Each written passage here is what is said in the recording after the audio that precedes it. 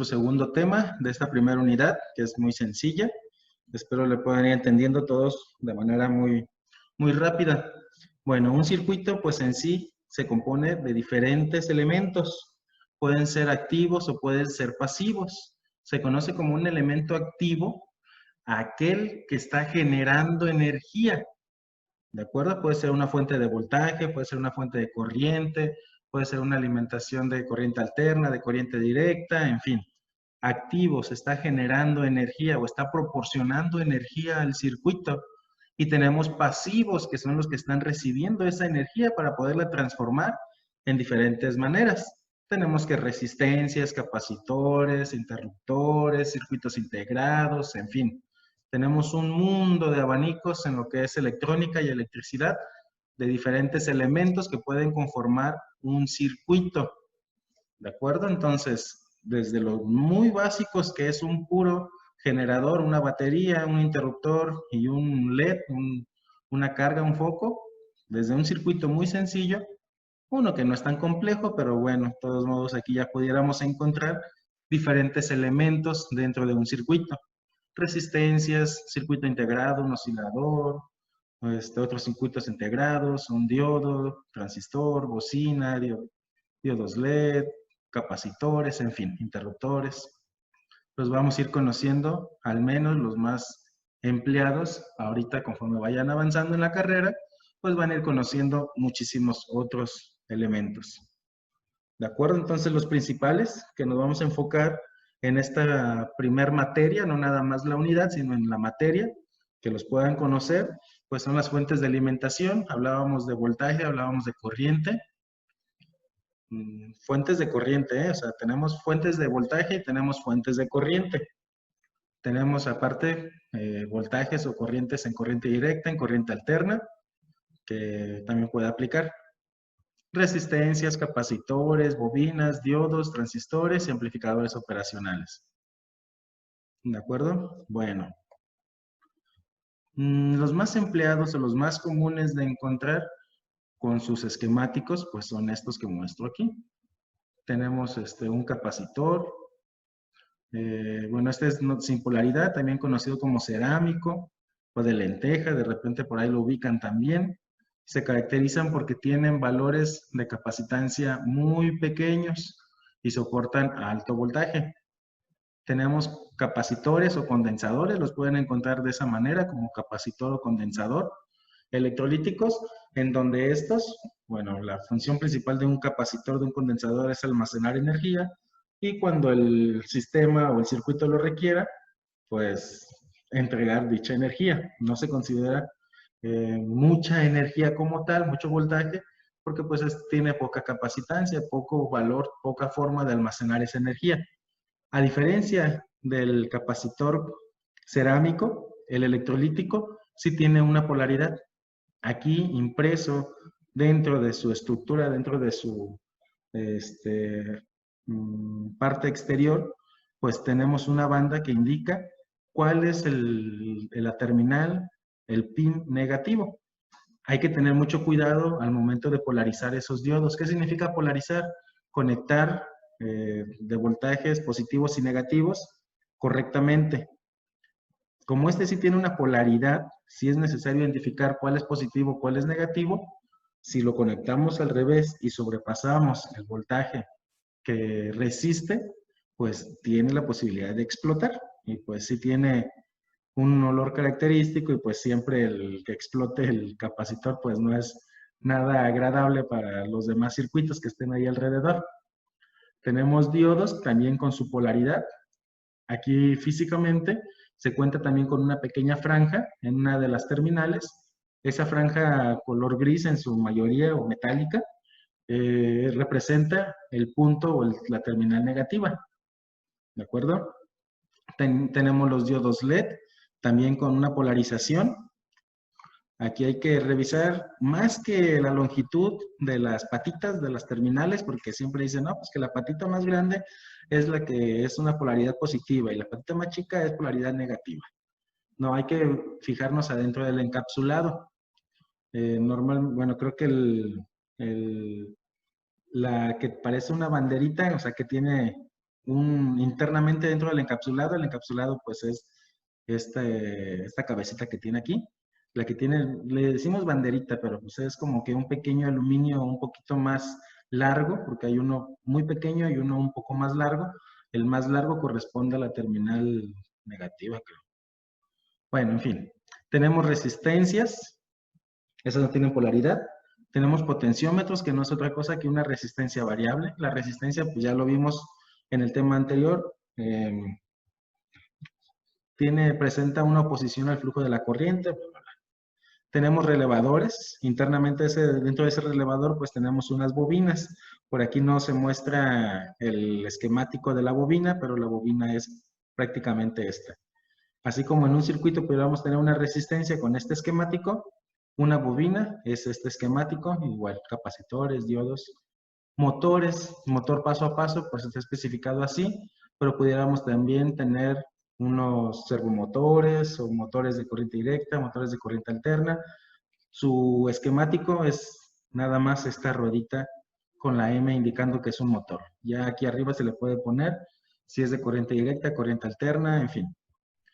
Interruptores, pulsadores, switches, prácticamente son lo mismo. Ya dependiendo la forma en la que se presenten, podemos tener un pulsador en donde se requiere mantener presionado para poder activar.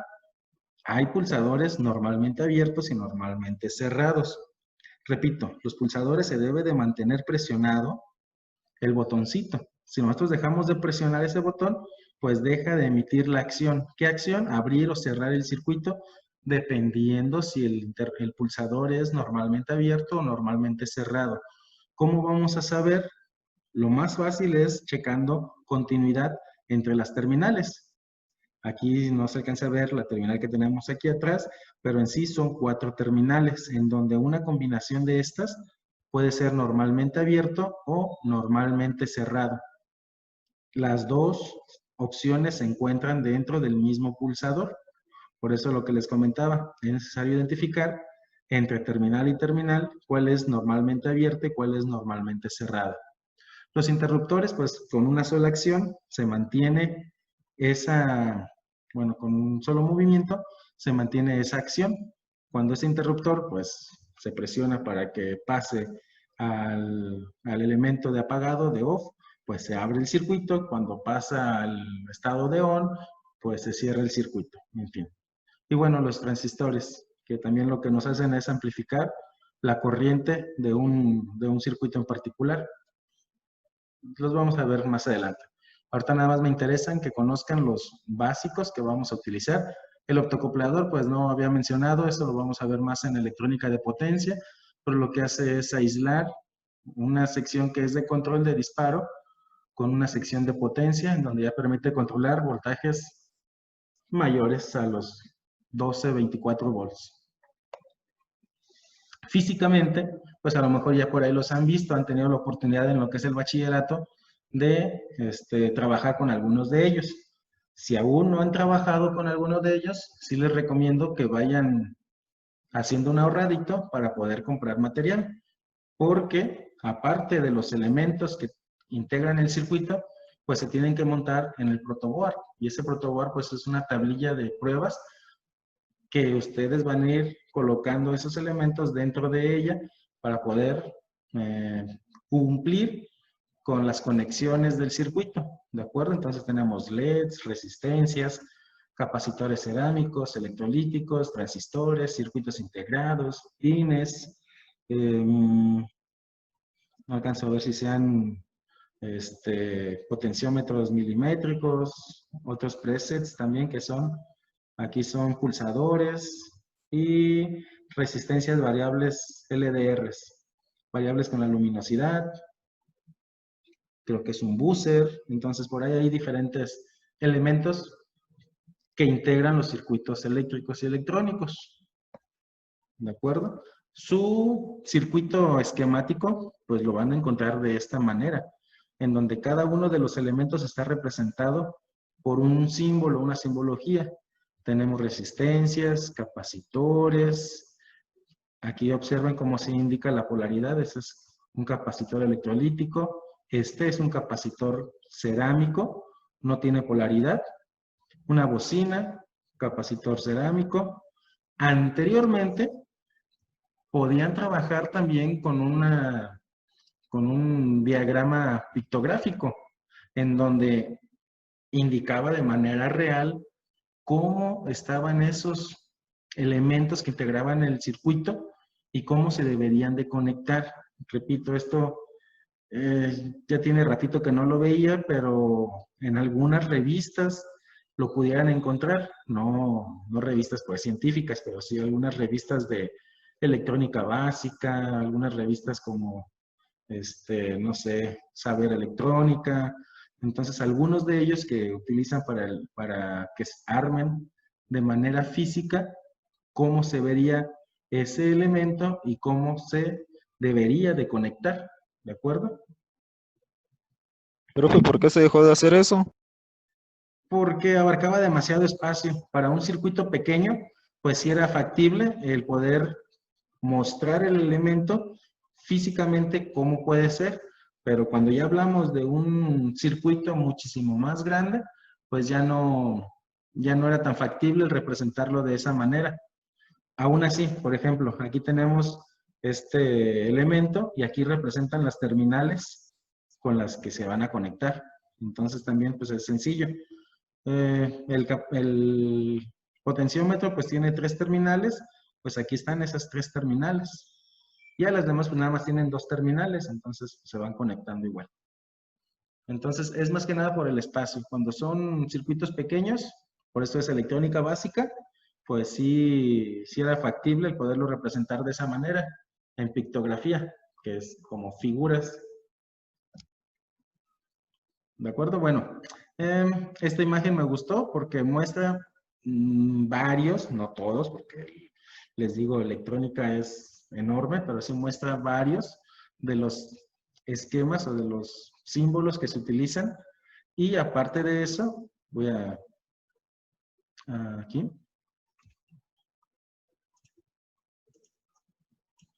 Aparte de eso, pues les está indicando qué tipo de elemento es. Si son compuertas lógicas, si son circuitos lógicos, lo representa por un color. Esta imagen pues la encuentran en internet muy fácilmente. Si no, de todos modos, se las voy a hacer llegar con la plataforma. Entonces aquí ya tenemos muchas cosas. Las compuertas, circuitos lógicos, diodos, capacitores, resistencias, bobinas, fuentes de alimentación. Estas son válvulas, esas casi no las utilizamos, no las había visto anteriormente. Tiristores y MOSFET. Y pues aquí tiene su nombre correcto. Si hablamos del elemento 81, pues aquí lo pueden buscar y es un condensador variable agrupado. Entonces, está entretenida la imagen, pues se llevaron su tiempecito y pudieran tenerla ya a la mano por cualquier cosa. Ya conforme vayan avanzando, pues ya los van a identificar de manera muy sencilla los esquemáticos, los bloquecitos. Ahora, de los elementos que más se utilizan, pues son las resistencias. De los que vamos a estar trabajando en esta materia, pues vamos a tener resistencias también bastantes en sus diferentes estructuras. Ahorita las vamos a ver. Aquellos que hayan tenido la oportunidad de ya trabajar con ellas, pues a lo mejor están familiarizados con el código de colores que tiene impreso en su parte exterior. Podemos tener resistencias de 4, de 5, incluso hasta de 6 bandas. Pero los colores son del mismo valor siempre. Lo único que me está indicando conforme va aumentando las bandas es la precisión con la que va a trabajar o con la que se está diseñando la resistencia. Comercialmente, con una resistencia de 4 bandas, pues la operamos fácilmente. A ver, por ahí quien tenga el micrófono. Quien tenga el micrófono por ahí activo para que lo silencien. Bueno, entonces dependiendo del color, van a tener el diferente valor en en el valor de la resistencia. Se me fue un poquito el hilo, pero en fin. Por ejemplo, aquí, en esta primera resistencia hay que identificar el agrupamiento de los colores. Cuando tenemos un agrupamiento de colores es donde vamos a empezar. Una cuarta banda que está un poquito más retirada que las demás es la que nos va a decir solamente su tolerancia. Está un poquito más alejadas. Las primeras dos bandas son los valores numéricos y una tercera banda es su multiplicador. ¿Por cuánto se va a multiplicar esos dos primeros números? Aquí están los colores. Entonces, en este primer ejemplo tenemos una banda color café. Bueno, lo manejan marrón. Es un 1. Una segunda banda color verde, que es un 5. Entonces tenemos 1 y un 5 que se multiplica por una banda color rojo. Esa banda color rojo es 100. Entonces, 1 y 5 son 15. 15 por 100 son 1500. Serían 1500 ohms. Ya con el valor de K, que es de 1000, pues teníamos 1.5 kilo ohms. ¿De acuerdo? Entonces, ese valor de color que tengamos en la banda nos va a decir por cuánto se va a multiplicar. Aquí es muy similar. Tenemos una banda inicial con café, que es un 1, verde con 5, una tercera banda. Observemos que aquí la resistencia está hablando de de 5 bandas.